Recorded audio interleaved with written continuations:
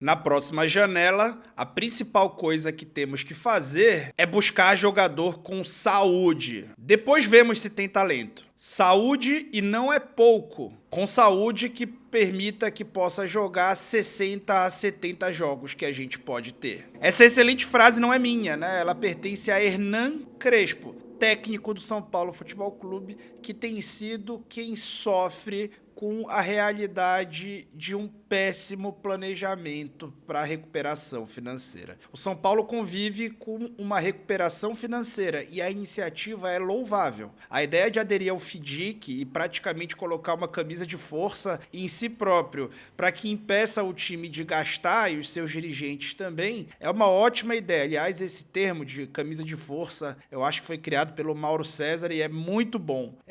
De fato, para um clube de modelo associativo, eleitoreiro e tudo mais, quando não tem essa maturidade em todas as chapas, é ideal que se crie uma camisa de força e crie-se compromissos até para eliminar alguns pagamentos de juros que iriam acontecer e que acabam acontecendo em uma Selic, uma taxa Selic, taxa básica de juros absolutamente elevada, o que piora a vida de quem está endividado e melhora bastante a vida de quem está com grana. Esse não é o São Paulo, infelizmente. Mas quem está com grana, por exemplo, Palmeiras e Flamengo, também tomaram o remédio amargo. O Palmeiras até tomou o remédio amargo de uma forma parecida com a do São Paulo, só que com um empréstimo de pai para filho, de um dirigente histórico do clube, que foi o Paulo Nobre. Assim como o São Paulo fez o FDIC, o Paulo Nobre fez quase que um fomento de si próprio para gerar essa mesma camisa de força, enquanto o Flamengo também teve ali uma gestão muito qualificada, gestores ali profissionais, mas que não colocaram a mão no bolso para resolver e sim buscaram ali as licenças, pagamento de DARF com muita transparência. Mas esse vídeo aqui não é para eu te lembrar o que você já sabe, especialmente se você é São Paulino. É para a gente tentar refletir que uma reconstrução financeira não é só você gastar pouco, você tem que gastar certo, você tem que escalar a sua folha de pagamento. Quantos por cento da folha de pagamento São Paulo escala? São Paulo consegue escalar quanto? Em real, em dinheiro, da sua folha de pagamento que tem. A folha de pagamento do São Paulo é cerca de 16 milhões de reais por mês, de acordo com os últimos demonstrativos. Sabe quanto é a folha do Bahia? 14 milhões de reais por mês. E o Bahia, de fato, é um time que também convive com desfalques. E, no caso diferente do São Paulo, é um time que joga num gramado péssimo e tudo mais. Mas o perfil físico dos seus atletas contratados, especialmente os mais caros, é diametralmente diferente do escolhido pelo São Paulo. Os maiores salários do São Paulo são para jogadores como Lucas Moura, Oscar, Luiz Gustavo e Caleri. Quantos desses estão jogando? Agora, vem comigo ler uma lista de desfalque que eu vou esquecer alguém, com certeza. Rafael Tolói, que chegou agora e não foi barato. Oscar, Dineno, Wendel, que não foi barato. Marcos Antônio, que foi fruto de uma disputa contra o Flamengo, para ver quem contratava. Enzo Dias, Arboleda, que certamente não é barato. Rodriguinho, Caleri, Rian, André Silva, que é o substituto do Caleri, além do Dineno, que é o substituto do André Silva, Luan e grande elenco. Se o São Paulo tivesse podendo escalar esses jogadores, certamente ele estaria na briga pelo G6 do Campeonato Brasileiro. Briga que tem o Fluminense muito forte. Fluminense que gasta de salários bem menos do que o São Paulo. Aliás, bem menos não, mas um pouco menos do que o São Paulo. E o Fluminense que gasta talvez mais do que poderia e também que talvez não gaste tão bem assim, tendo em vista que alguns dos principais salários são para Soteldo, Germancano, Keno e o time que acabou de renovar o contrato do Guga. Qual é o sentido que alguém renova o contrato do Guga antecipadamente? Enfim, não é um modelo de gestão, mas ainda assim é uma equipe que gasta menos do que o São Paulo, teoricamente. Mas mais do que isso, é uma equipe que aparentemente gasta mais certo do que o São Paulo. Quando o presidente atual do Flamengo deu uma entrevista em 2012, enquanto a equipe deles lá estava numa campanha eleitoral, ele falou exatamente isso. A gente precisa escalar a folha de pagamento. E é por isso que a gente vai ter que abrir mão também de titulares, como o Wagner Wagner Love, mas jogadores que não são titulares absolutos não podem continuar no elenco só por conta da identificação e tudo mais. E um jogador que muita gente não lembra que o Flamengo abriu mão foi o Ibson. O Ibson foi pro Corinthians. O Ibson era ídolo do Flamengo, mas convivia com a reserva entrando e saindo do time. Só que ele custava, na época, R$400 mil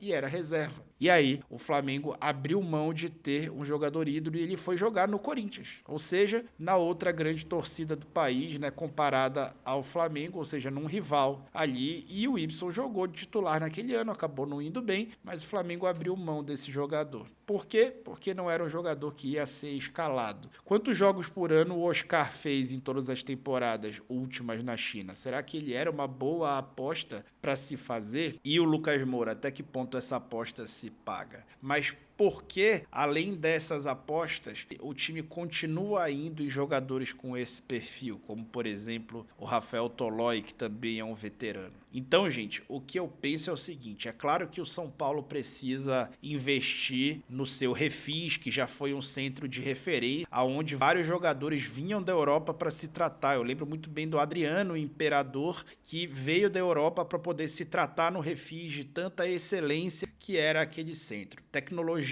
é uma coisa que todos os dias cria coisas novas que tornam o que era de última geração em obsoleto. E me parece que o Refis andou muito tempo sem esse tratamento adequado. Mas, além de você resolver isso, e isso pode custar investimentos que são muito baixos comparados ao preço de um jogador e a quanto um ativo como é um jogador acaba custando ao longo do tempo, tendo em vista que o Oscar, por exemplo, ele pode custar ao São Paulo, sei lá, quase 30 milhões numa temporada. Então, por maior que seja o teu capex ali, o teu investimento em infraestrutura, você certamente não vai gastar isso para dar uma melhorada gigantesca. E essa melhorada não necessariamente é em tratar as lesões, mas também na preparação física. Então vale mais a pena você investir numa preparação física que vai prevenir lesões do que algo que vai tratar lesões. Basta você ver o número de desfalques que tem, por exemplo, Flamengo e Palmeiras. Muita gente comenta que estão jogando muito desfalcado, mas o desfalque é em data FIFA. Não são desfalques por lesão. O Flamengo tem lesionado hoje, por exemplo, o Léo Ortiz, que deve voltar para jogar a final, e o Pedro. Todas as outras lesões que aconteceram na temporada, 99% foram por trauma, quase nenhuma foi muscular. No caso do Palmeiras, eu não me lembro de ninguém além do Paulinho entre os jogadores titulares da equipe que esteja lesionado. E o Palmeiras tem um modelo diferente, né? Assim como o Bragantino, mas especialmente assim como o Botafogo fez em 22-23, até por conta do gramado sintético,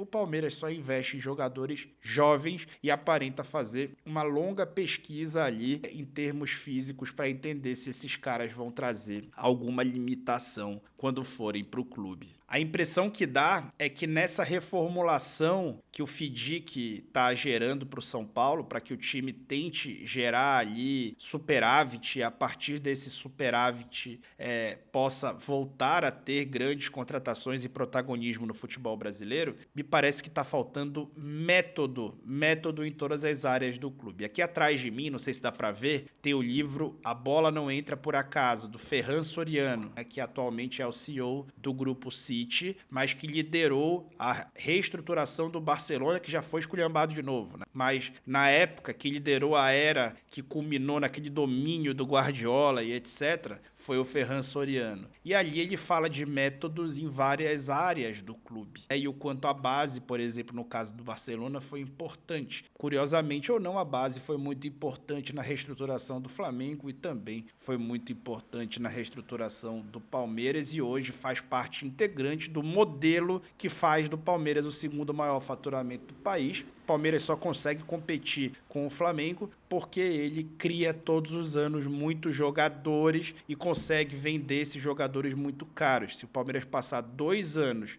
ou 3 anos sem conseguir criar, contratando jogadores para a base, criando jogadores na base e vender, possivelmente o Palmeiras vai perder ali valor, ter déficit, ter que encolher um pouquinho até que venha uma nova safra. tá? Assim é também o futebol, ele precisa ter um modelo e o São Paulo carece de um. Qual é o modelo do São Paulo além do financeiro? Aliás, o modelo financeiro é bem divulgado, é bem explicado, as pessoas sabem o que está acontecendo. São Paulo está pagando DARF, está pagando os impostos, está pagando juros ou está pagando dívida principal. Tudo isso precisa ter maior clareza de informação para que se saiba que está indo para o caminho certo. Agora, se o São Paulo quiser continuar se reestruturando, sem cair para a Série B no ano que vem, seja do Campeonato Paulista, seja do Campeonato Brasileiro, ele vai precisar contratar jogadores com perfil físico diferente e fazer uma baita melhoria na sua preparação física e também do tratamento das lesões. O tratamento das lesões é o final dessa cadeia. Então é muito melhor você investir antes. Se tem menos dinheiro, então não investe no tratamento, mas investe em preparação física e investe em perfil físico de jogadores. O São Paulo não precisa ter o melhor time do mundo, só tem que ter um time capaz